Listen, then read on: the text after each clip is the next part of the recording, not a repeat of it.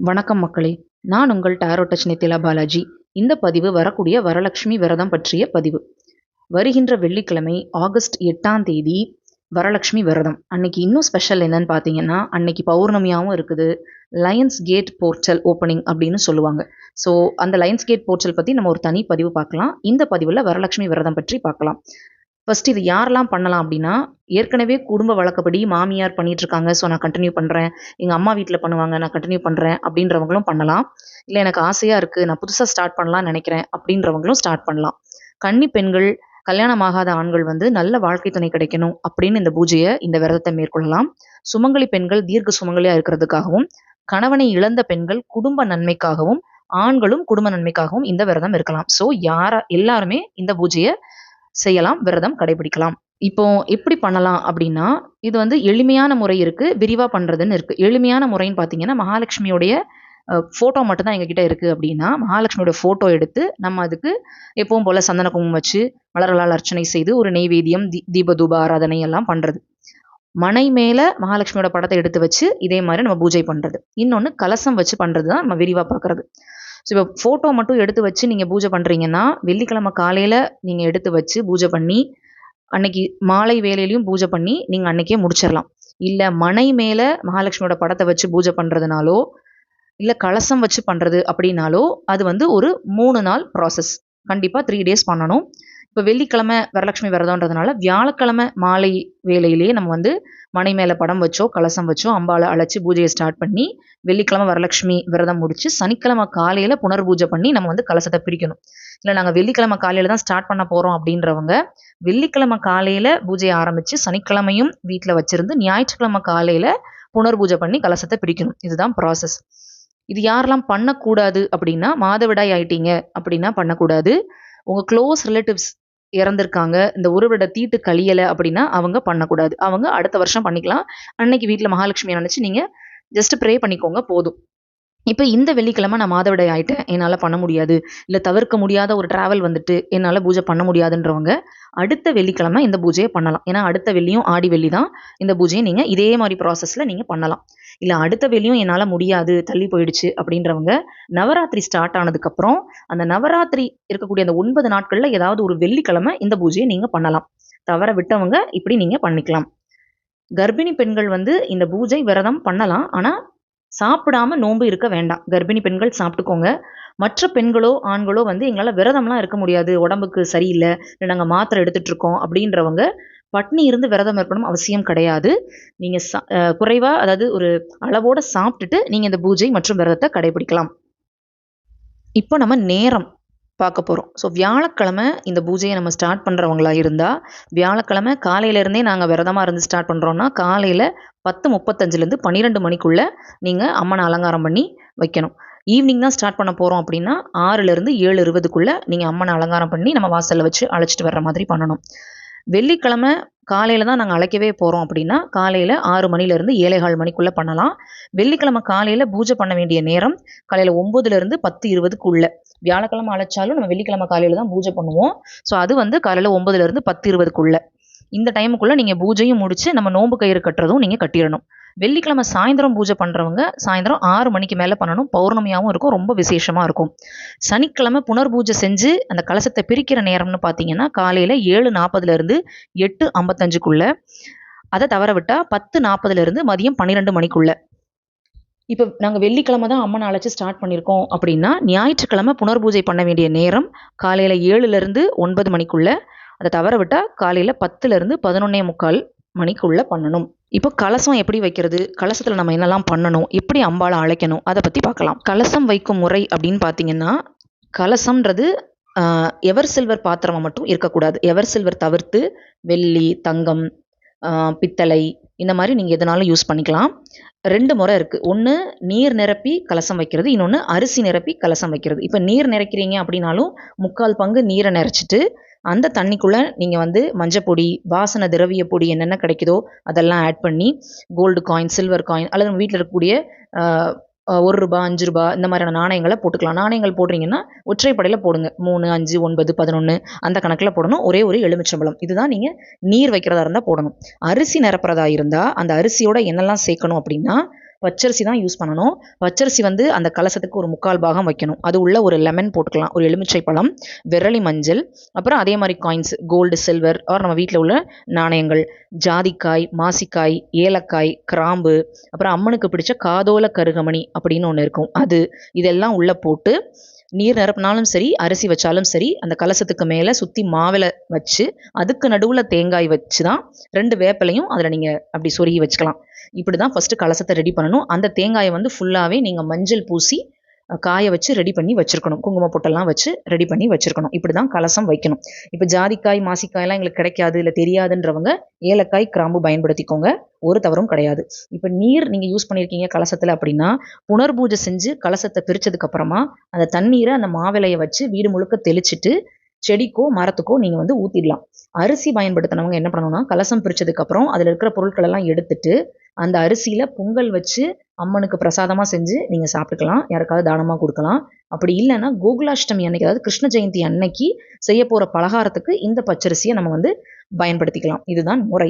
இப்போ வந்து அம்மன் அலங்காரம் பண்ணுறது, அம்பாலை உள்ளே அழைக்கிறது, இதை பற்றி பார்க்க போகிறோம். இப்போ அலங்காரம்னு வரும்போது பெண்களாகிய நாமே ஒரு கல்யாண வீட்டுக்கு போகிறோம், ஒரு கோயிலுக்கு போகிறோம்னா இவ்வளோ அழகாக அலங்காரம்லாம் பண்ணிட்டு போகிறோம். அப்போது நம்ம வீட்டுக்குள்ளே மகாலட்சுமியை வரமகாலட்சுமியா அஷ்டலட்சுமியா வாமான்னு கூப்பிடும்போது இவ்வளோ அழகாக நம்மளுடைய அம்பாலை வந்து நம்ம அலங்காரம் பண்ணியிருக்கணும் இல்லையா?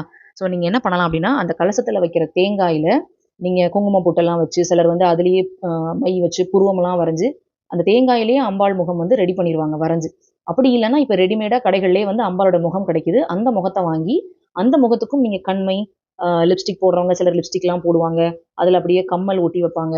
அந்த மாதிரியெல்லாம் நீங்கள் பண்ணலாம். அப்படி அலங்காரம் பண்ணி அந்த தேங்காயில் அம்மனோட முகத்தை வச்சு ப்ளவுஸ் பிட்டோ இல்லை அம்மனுக்குன்னு சின்ன புடவை எல்லாம் இருக்கும், அதெல்லாம் வாங்கி நீங்கள் ஒரு ஸ்டூல் மேலே அம்பாள், இப்போ வந்து அம்பாள் உடம்பே கிடைக்குது கை கால்லாம் இருக்கிற மாதிரி, அதில் வாங்கி கூட நீங்கள் அது மேலே ஒரு ஓப்பன் மாதிரி இருக்கும், கலசம் ஓப்பன் மாதிரி, அதில் நீங்கள் அரிசி நிரப்பி அதுலேயும் அம்பாளோட முகத்தை வச்சு நீங்கள் இதே மாதிரி அலங்காரம் பண்ணி அம்பாளுக்கு நகைகள்லாம் போட்டு பூ, மலர், மாலை எல்லாம் சாத்தி அம்பாள் கழுத்துலையும் ஒரு மஞ்சள் தாலி, ஒரு விரலி மஞ்சளோட ஒரு மஞ்சள் தாலி கயிறு கட்டி, இப்போ ஜடை அலங்காரம்லாம் அம்பாளுக்கு வந்து ரெடிமேடாக இருக்குது. ஸோ அதெல்லாம் வாங்கி வச்சு என்னென்ன பண்ண முடியுமோ நீங்கள் அம்பாளுக்கு எல்லாம் ரெடி பண்ணிக்கலாம். படம் மட்டும்தான் வச்சுருக்கோம் அப்படின்றவங்க கூட படத்துக்கு நீங்கள் சந்தன குங்குமம் வச்சு பூ, மாலை எல்லாம் போட்டு அழகாக ரெடி பண்ணி வச்சுக்கலாம். என்ன பண்ணணும், ரெடி பண்ணி வச்சுட்டு வியாழக்கிழமை ஒரு நேரம் பார்த்தோம் இல்லையா அம்மனை அழைக்கிறதுக்கு, வெள்ளிக்கிழமை காலையிலையும் ஒரு நேரம் பார்த்துருக்கோம். அந்த டைமில் அம்பாளை அப்படியே வாசலுக்கு தூக்கிட்டு போய் வெளியில் வச்சு, வெளியில் சாதாரணமாக கீழே வச்சிடக்கூடாது, ஒரு சின்ன ஸ்டூலோ பலகையோ போட்டு, மனைன்னு சொல்லுவாங்க இல்லையா, அது போட்டு அது மேலே அம்பாளை வந்து அமர வச்சு, உங்கள் வீட்டில் 2 லேடிஸ் நீங்கள் இருக்கீங்கன்னா 2 பேராக சேர்ந்து பண்ணலாம், இல்லை நாங்கள் ஒருத்தங்க தான் இருக்கோம் அப்படின்னா நீங்களே பண்ணுங்கள். அம்பாளுக்கான ஸ்லோகம் பாட்டெல்லாம் ஏதாவது ஒரு சின்ன பாட்டு, ஒரு ஸ்லோகம் பாடி, மகாலட்சுமி தாயே, வர மகாலட்சுமியா அஷ்டலட்சுமியா என்னன்னைக்கும் நீ எங்கள் வீட்டில் வந்து தங்கி இருக்கணும், சகல செலவும் எங்கள் வீட்டில் நிறைஞ்சிருக்கணும், அன்னம்னா அரிசி சாப்பாடு இல்லையா, அன்னம், செல்வம், சந்தோஷம், நிம்மதி, கல்வி எல்லாமே எங்கள் வீட்டில் நிறைஞ்சிருக்கணும்னு அம்பாளை வேண்டிக்கிட்டு அம்பாளுக்கு வந்து ஆரத்தி எடுத்து தீபாராதனை எல்லாம் காட்டி உள்ளே வந்து அம்பாளை அழைச்சிட்டு வரணும். இப்போ வீட்டில் பெரியவங்க இருக்காங்கன்னா அவங்களும் நீங்களும் சேர்ந்து அம்பாளை அழகாக உள்ளே தூக்கிட்டு வரலாம். தூக்கிட்டு வரும்போதே இந்த கோயிலெல்லாம் ஊஞ்சல் ஆட்டுவாங்கள்ல, அதே மாதிரி அம்பாளை ஆட்டி கூட மெதுவாக பண்ணணும். ஏன்னா கலசத்தில் உள்ள நீரோ அரிசியோ கொட்டிடக்கூடாது. மெதுவாக பண்ண முடிஞ்சா பண்ணுங்க, இல்லை மெதுவாக தூக்கிட்டு வந்து, ஆல்ரெடி நம்ம வந்து பூஜை அறையிலையோ இல்லை ஹாலில் சிலர் வைப்பாங்க, நம்ம ஆல்ரெடி மனை போட்டு ரெடி பண்ணி வச்சுருப்போம் இல்லையா, ஸோ அந்த மனையில் அம்பாள் கலசமோ இல்லை அம்பாள் திருவுருவ படமோ நீங்கள் வைக்கணும். அந்த மனையை ஃபஸ்ட்டு எப்படி ரெடி பண்ணணும் அப்படின்னா, அந்த மனையில் ஒரு கோலம் போட்டு பச்சரிசி மாவு வச்சு கோலம் போட்டு அது மேலே ஒரு தலவாழை இலை விரித்து அந்த இலை மேலேயும் பச்சரிசி போடணும். இலை இல்லைன்னா சில வந்து தாம்பாளத்தில் வைப்பாங்க, தாம்பாளத்துலையும் பச்சரிசி போட்டு அது மேலே தான் அந்த கலசத்தில் உள்ள அம்பாளையோ இல்லை அம்பாள் உருவம் அல்லது அம்பாள் திருவுருவ படம் இதை வந்து அந்த பச்சரிசி பரப்பி இருக்கிற இலை மேலே தான் வைக்கணும். வச்சுட்டு நீங்கள் வியாழக்கிழமை அழைச்சிட்டு வந்திருக்கீங்க அப்படின்னாலும், அழைச்சிட்டு வந்தோடனே சும்மா வைக்க முடியாது இல்லையா, அம்பாளை அழைச்சிட்டு வந்து வச்ச அம்பாளுக்கு முதலே வெண்பொங்கலோ சுண்டலோ பிரசாதம் ரெடி பண்ணி வச்சுக்கோங்க. அழைச்சிட்டு வந்து உட்கார வச்ச அம்பாளுக்கு அந்த பிரசாதத்தை நைவேத்தியம் பண்ணி ஏதாவது ஒரு ஸ்லோகன், மகாலட்சுமி ஸ்லோகன் துதி சொல்லி நீங்கள் வந்து தீபதூப ஆராதனை காட்டி முடிச்சிடலாம். இப்போ வெள்ளிக்கிழமை நீங்கள் அழைச்சிட்டு வர்றீங்க அப்படின்னாலும் வெள்ளிக்கிழமை அழைச்சிட்டு வந்து வச்சுட்டு அதுக்கப்புறம் நம்ம பூஜை பண்ண தான் போகிறோம் இல்லையா, ஸோ நீங்கள் பூஜையை வந்து நம்ம அந்த நேரம் பார்த்துருக்கோம் இல்லையா பூஜைக்குன்னு, அந்த நேரத்தில் நீங்கள் வந்து பூஜையை ஸ்டார்ட் பண்ணிடலாம். என்ன பண்ணணும், முதல்ல எப்போவுமே எந்த பூஜை ஆரம்பித்தாலும் முதல்ல நம்ம வந்து பிள்ளையாரை தான் வணங்கணும். முழுமுதற் கடவுள் இல்லையா, அப்போது ஒரு மஞ்சள் பிள்ளையார் நீங்கள் பிடிச்சி அந்த இலையில வச்சு அந்த மஞ்சள் பிள்ளையாருக்கும் பொட்டு வச்சு அவருக்கு முதல்ல ஒரு அருகம்புல், தேங்காய் பழம், வெற்றிலை பாக்கு பழம் எல்லாம் வச்சு விநாயகர் ஸ்லோகம், விநாயகர் துதி இல்லை விநாயகருக்கான 108 போற்றி சொல்லி விநாயகரை வணங்கி நம்ம குல தெய்வம் இஷ்ட தெய்வத்தை முதல்ல வணங்கி அதுக்கப்புறமா நம்ம வரலட்சுமியை வணங்குறதுக்கும் அந்த பூஜையும் ஸ்டார்ட் மலர்கள் அப்படின்னு பார்த்தீங்கன்னா என்னென்ன மலர்கள் உங்களுக்கு கிடைக்குதோ நீங்கள் வாங்கிக்கலாம். தாமரை கிடைச்சா ரொம்ப விசேஷம். ஒரு தாமரை எத்தனை தாமரை வாங்க முடியுதோ வாங்கிக்கலாம். இல்லை ஒரே ஒரு தாமரை கிடைக்குதுனாலும் வாங்கி அம்பாள் பாதத்தில் நீங்கள் வச்சுக்கலாம். முக்கியமாக அன்னைக்கு பாட வேண்டிய ஒரு சோஸ்திரம்னா கனகதாரா சோஸ்திரம். எங்களுக்கு அது படிக்க தெரியாது, சொல்ல தெரியாது, உச்சரிக்க தெரியாதுன்றவங்க இப்போ யூடியூப்லேயே கனகதாரா சோஸ்திரம்னு போட்டால் வரும். ஸோ அதை பூஜை ஆரம்பிக்கும் போதே ப்ளே பண்ணி விட்டுக்கோங்க.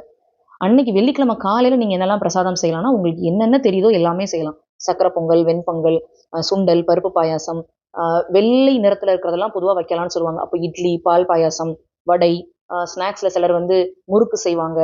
அப்புறம் இந்த அச்சு முறுக்கு, சுசியம், முந்திரி கொத்து, இந்த மாதிரி யாருக்கு என்ன தெரியுமோ எல்லாமே வைப்பாங்க. சிம்பிளாக தான் எங்களால் பண்ண முடியும், நாங்கள் வேலைக்கெல்லாம் போகிறோம் அப்படின்றவங்க ஒரு சக்கரை பொங்கல், ஒரு சுண்டல் அல்லது ஒரு பருப்பு பாயாசம், வடை மட்டும் வச்சு நீங்கள் சாமி கும்பிட்டுக்கலாம். முக்கியமாக நீங்கள் என்னெல்லாம் வைக்கணும் அந்த பூஜைக்கு அப்படின்னு பார்த்தீங்கன்னா, இந்த நெய்வேத்திய பொருட்களோட சேர்த்து நோன்பு கயிறு கட்டுவோம் இல்லையா, நம்ம வீட்டில் உள்ள பெண்களும் கட்டுவோம். நம்ம வந்து நம்ம வீட்டுக்கு பூஜைக்கு வாங்க அப்படின்னு நமக்கு தெரிஞ்ச சுமங்கலிங்களை நம்ம இன்வைட் பண்ணியிருப்போம். அவங்களுக்கும் நம்ம நோன்பு கயிறு கொடுக்கணும். அப்போ எத்தனை பேருன்னு நீங்கள் கவுண்ட் பண்ணிட்டு அந்த எண்ணிக்கைக்கு ஏற்ற மாதிரி மஞ்சள் கயிறு அப்படி இல்லைன்னா வெள்ளை நூலை நல்லா மஞ்சளில் முக்கி எடுத்து அந்த கயிறில் ஒவ்வொரு கயிறுலையும் 9 முடிச்சு போட்டிருக்கணும். 9 முடிச்சு போட்டு அதுவும் ஒற்றைப்படையில தான் வைக்கணும். 9 கயிறு, 11 கயிறு அந்த மாதிரி ஒற்றைப்படையில அதையும் அம்பாள் பாதத்துல நீங்க பூஜைக்கு வைக்கணும். இப்ப தாம்பூலமா என்ன கொடுக்கலாம் வர்றவங்களுக்கு அப்படின்னா நிறைய பேர் நிறைய கொடுப்பாங்க. முக்கியமா அதுல வந்து பிளவுஸ் பிட் இருக்கணும் அப்படின்னு சொல்லுவாங்க. ஸோ பிளவுஸ் பிட்டு, கண்ணாடி வளையல், ஒரு குட்டி சீப்பு, சின்ன கண்ணாடி, இப்பெல்லாம் மெகந்தி கோன், கண்மை இதெல்லாம் கூட கொடுக்குறாங்க. அதெல்லாம் கொடுக்கலாம். சிலர் வந்து ரிட்டன் கிஃப்ட்ஸா இப்போ சாமி படம், சாமி புக்கு, மந்திர புக்கு, அப்புறம் இல்லைன்னா அழகழகான பாத்திரம், பேஸ்கெட் இந்த மாதிரிலாம் கொடுக்குறாங்க. நம்ம வசதிக்கு என்ன முடியுமோ அதை கொடுக்கலாம். இல்லையா ஒரே ஒரு பிளவுஸ் விட்டு 2 கண்ணாடி வளையல், மஞ்சள் குங்குமம் தாராளமா போதும். அதோட நீங்க அந்த நோன்பு கயிறையும் சேர்த்து வச்சு வர்றவங்களுக்கு நம்ம தாம்பூலமா கொடுக்கலாம். இப்போ மகாலட்சுமிக்கு பூஜை, அதாவது நீங்க இப்போ பூஜை பண்ணுங்கன்னு சொல்றீங்க, அர்ச்சனை பண்ணுங்கன்னு சொல்றீங்க, அது எப்படின்னு தெரியாது, நாங்க புதுசா ஸ்டார்ட் பண்றோன்றவங்க என்ன பண்ணலாம்னா, வெள்ளிக்கிழமை காலையில அந்த டைம் கொடுத்துருக்கோம் இல்லையா, அந்த டைமுக்குள்ள நீங்க அம்பாளுக்கு நெய்வேத்தியமா வச்சிருக்கிறதெல்லாம் நம்ம எப்படி நெய்வேத்தியம் பண்ணுவோம் அதே மாதிரி நெய்வேத்தியம் பண்ணிட்டு சாம்பிராணி எல்லாம் வீட்டுல காட்டிட்டு 108 லக்ஷ்மி போற்றி இருக்கும், இல்ல மகாலட்சுமி அஷ்டகம்னு இருக்கும், அதெல்லாம் நீங்க வந்து படிக்கலாம். இப்போ அதுக்குன்னே புக் இருக்கு மந்திரங்களுக்கு, அந்த மாதிரி புத்தகம் வாங்கி வச்சுக்கலாம். இல்ல நீங்க மொபைல்லயே அதுக்கான ரிலிக்ஸ் எல்லாம் கிடைக்கும், அதையும் எடுத்து வச்சுக்கலாம். அம்பாள் முன்னாடி ஒரு வெத்தலை வச்சு அதுல குங்குமத்தை உங்க கையால கொஞ்சம் கொஞ்சமா எடுத்து ஒவ்வொரு போற்றி சொல்லும் போதும் குங்குமத்தை அம்பாள் பாதத்துல போடலாம். சிலர் எப்படி பண்ணுவாங்கன்னா 108 காயின் ஆல்ரெடி வச்சிருப்பாங்க. ஸோ ஒவ்வொரு போற்றிக்கும் ஒவ்வொரு காயின் எடுத்து வைப்பாங்க. சிலர் மலர்கள் வச்சிருப்பாங்க.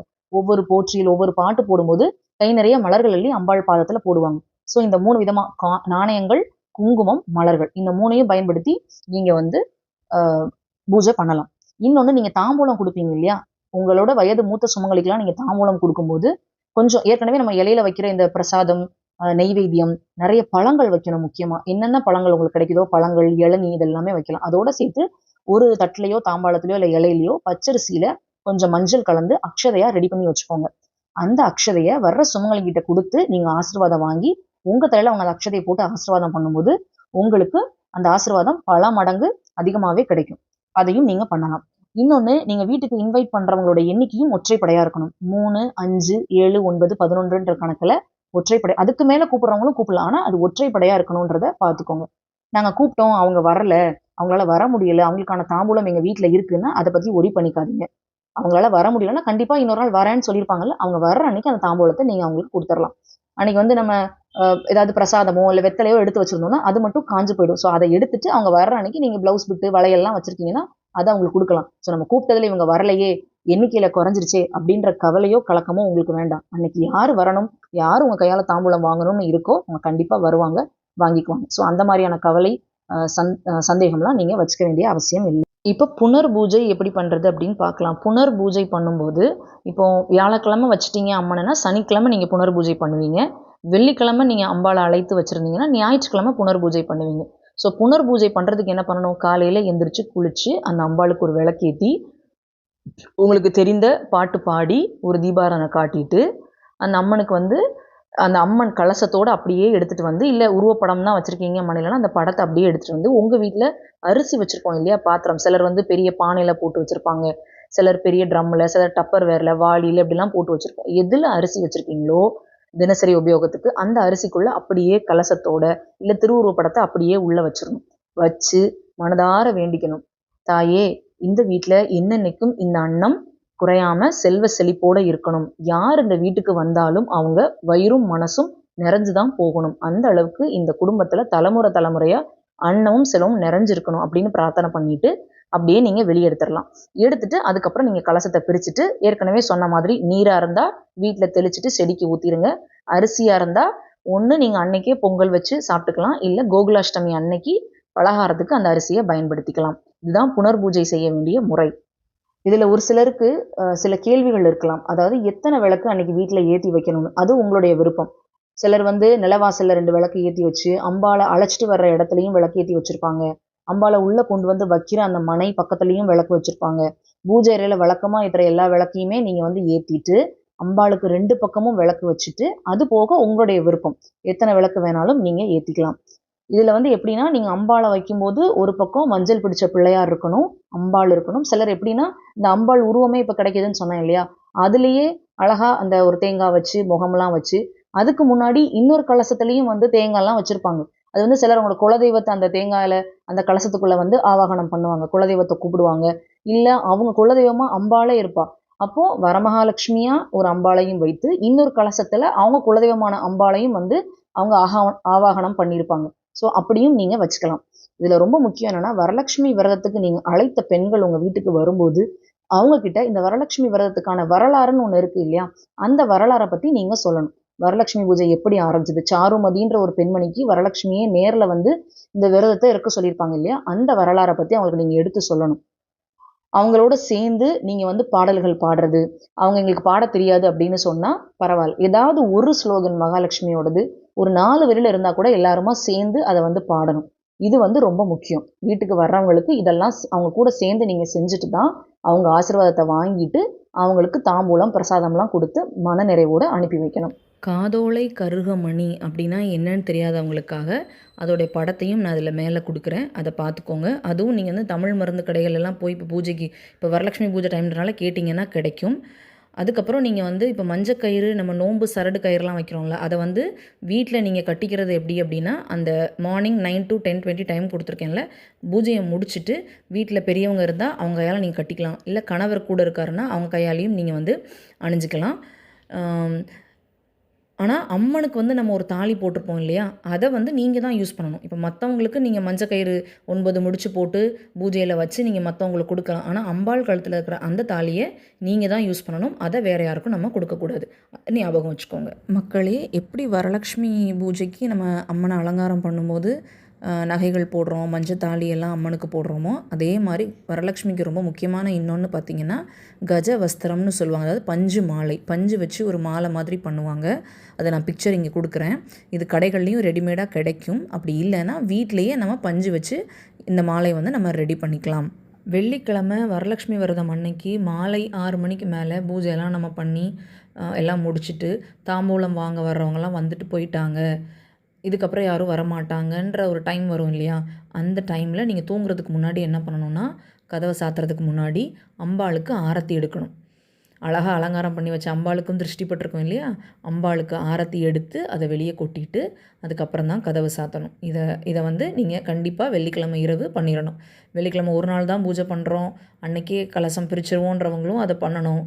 புனர்பூஜை மறுநாள் பண்ணுறவங்களா இருந்தாலும் வெள்ளி இரவு ஆரத்தி எடுத்து தான் அன்னைக்கான பூஜையை நம்ம நிறைவு செய்யணும். வரலட்சுமி பூஜை பற்றின எனக்கு தெரிந்த தகவல்களை, அதாவது நானும் ஒரு 4-5 வருடமாக தான் இதை கடைபிடிச்சிட்டு வர்றேன். என்னுடைய மாமியார் சைடும் சரி, என்னுடைய அம்மா சைடும் சரி வரலட்சுமி பூஜை பண்ணுற வழக்கம் கிடையாது.